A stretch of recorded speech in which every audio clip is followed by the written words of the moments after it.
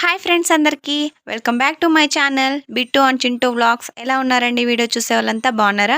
మేము కూడా బాగున్నామండి. మీరు కూడా బాగుండాలని చెప్పి మనస్ఫూర్తిగా కోరుకుంటున్నాము. నేనైతే ఇక్కడ కలాకండ్ స్వీట్ చేశానండి. ఎంత సాఫ్ట్గా ఎంత టేస్టీగా అయితే వచ్చిందండి. చాలా అంటే చాలా బాగా వచ్చింది. మీరు కూడా ట్రై చేయండి. చాలా అంటే చాలా బాగా కుదురుతుంది. మీ ఇంట్లో వాళ్ళందరికీ కూడా నచ్చుతుంది.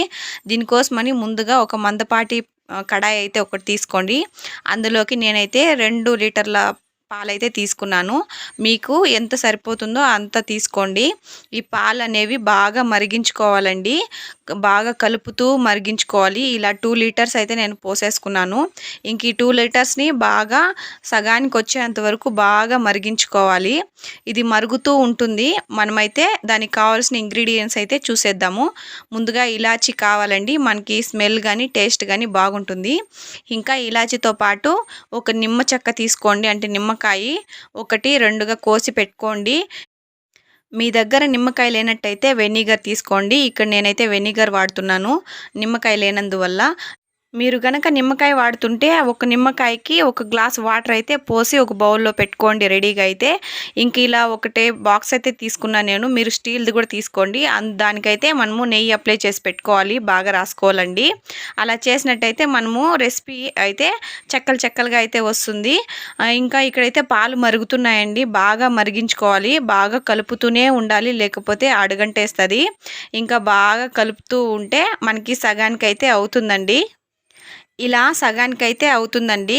ఇలా సగానికి అయినప్పుడైతే మనం ఇలాచీ పౌడర్ కొంచెం అయితే దాంతో మిక్స్ చేసుకోవాలి. ఇంకా అలానే మనం పక్కన పెట్టుకున్నాం కదా వెనిగరు, ఆ వెనిగర్ అయితే యాడ్ చేయండి. మీరైతే నిమ్మకాయ ఉంటే నిమ్మకాయ అయితే యాడ్ చేయండి వాటర్లో కలిపి. ఇంక ఇలా బాగా కలుపుకోవాలండి. అందులోకే సగానికి సగం అయిపోయిన తర్వాత అయితే షుగర్ అయితే వాడుతున్నానండి. మీరు ఇక్కడ వెనిగర్ వాడిన వెంటనే అయితే అది పాలైతే పగిలిపోవు. బాగా కలిపెట్టాలండి. బాగా కలుపుతూనే ఉండాలి. లాస్ట్ వరకు అయితే కలిపెడుతూనే ఉంటే మనకైతే పాలు అనేవి విరుగుతాయి. వెనిగర్ కానీ లేకుంటే నిమ్మకాయ కానీ వేసిన వెంటనే అయితే పాలైతే విరిగిపోవు. అందువల్ల మీరేమి టెన్షన్ తీసుకోకండి. ఇంకా బాగా కలుపుతూ ఉంటే మనకైతే రెసిపీ అయితే స్లోగా రెడీ అవుతుంది. దీనికోసం అయితే చాలానే టైం పడుతుందండి. కొంచెం ఓపిక తెచ్చుకొని అయితే చేసుకోవాలి. అలా చేసినట్టయితే మనకి మంచి స్వీట్ అయితే రెడీ అవుతుంది. ఇలా ప్యాన్ నుండి తని అవుతూ ఉంటుంది, అంటే సపరేట్ అవుతూ ఉంటుంది కదా, అప్పుడైతే మనము ప్యాన్ అయితే దించేసుకోవాలండి. మనకి గోల్డెన్ కలర్లో రావాలంటే కొంచెం సేపు పెట్టుకోవాలి. మాడనీయకుండా మనం బాగా కలుపుతూనే ఉండాలి. గోల్డెన్ కలర్ వద్దు అని చెప్తే కొంచెం ముందుగానే మనమైతే దింపేసుకోవాలి. ఇక్కడ చూడండి, నాకైతే ప్యాన్ నుండి సపరేట్ అయిపోతుంది. ఇంకా రెసిపీ రెడీ అయినట్టే. మనమైతే అప్పుడే స్ప్రెడ్ చేసి పెట్టుకున్నాం కదా, ఆ బౌల్లోకి అయితే మనం తీసేసుకుందాము. ఆ బాక్స్లోకి అయితే ఇంకా వెంటనే కొంచెంసేపు కూడా మనం టైం తీసుకోకుండా అయితే మనం దాంతోకైతే వేసేసుకోవాలి. ఇంక ఇక్కడ అయితే నేను వేసేస్తున్నానండి. నాకైతే దీనికి సరిపడా అయితే వచ్చింది. దీన్ని ఈవెన్గా అయితే స్ప్రెడ్ చేసుకోవాలి. ఇంకా బాగా బబుల్ లేకుండా అయితే కొంచెం పైకెత్తి కొంచెం కుదిపితే బాగా అయితే బబుల్ రాకుండా ఉంటుందండి. ఇలా స్ప్రెడ్ చేసుకోవాలి. ఇలా స్ప్రెడ్ చేసుకున్న దాన్ని అయితే మనం కాసేపు వదిలేయాలండి. ఒక 4 అవర్స్ అలా వదిలేయాలి. ఇంకా 4 అవర్స్ వదిలేసిన తర్వాత అయితే మనము ఇలా చూడండి, ఇక్కడ నేనైతే బబుల్ రాకుండా అయితే అనుకుంటున్నాను కదా, మీరు కూడా ఇలానే అనుకోండి. బబుల్ అయితే రావు. అప్పుడైతే మనకి ఈవెన్గా బాగా కటింగ్ అయితే వస్తుంది. ఇంక ఇక్కడ ఇలా అనుకున్న దాన్ని అయితే మనము కట్ చేసుకోవాలండి. పీసులుగా అయితే, అంటే కొంచెం చల్లారిన తర్వాత అయితే మనము క్లీన్గా అయితే కట్ చేసుకునేయాలి ఫస్ట్ అయితే.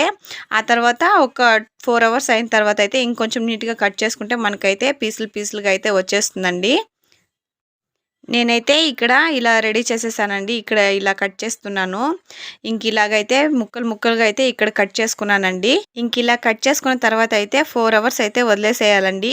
అలా వదిలేసిన తర్వాత అయితే ఇలా రెడీ అయిపోతుంది. నాకైతే చాలా బాగా కుదిరింది. నేను కూడా ఫస్ట్ టైం అయితే ఇలా చేశానండి. నేను చెప్పిన టిప్స్ తోటి ఇలా చేసేయండి. ఇలా చేయాలంటే మీకు కొంచెం ఓపిక అయితే ఉండాలి. ఏమరపాటు అయితే అస్సలు ఉండకూడదు.